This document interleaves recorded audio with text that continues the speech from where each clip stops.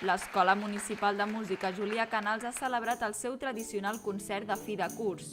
Enguany s'ha fet en dues sessions, la primera d'elles a la Federació Obrera, on ha tingut lloc el concert per grups d'instruments. Avui, precisament, el que toquen són grups instrumentals de cada un dels instruments. El concert que fem avui està dividit en diferents grups i per això ho fem aquí a la Federació Obrera, que llavors ja tenim cabuda per a aquestes agrupacions.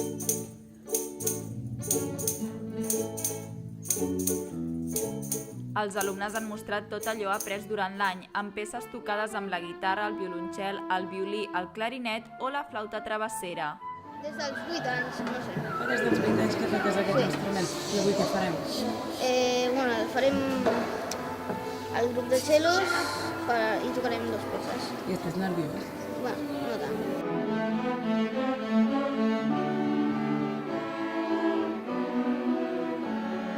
Cada any l'escola ofereix un concert d'un nivell més alt, ja que el progrés de l'alumnat és molt positiu.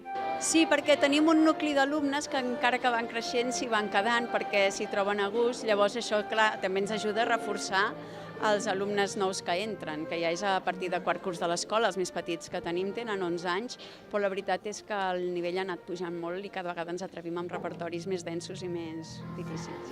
D'altra banda, els grups de cant coral i d'orquestra de l'escola han ofert un concert a la Federació Obrera, que ha comptat amb la presència de membres del govern local com l'alcalde Joan Ramon Casals o els regidors Sílvia Guillén i Eduard Suárez.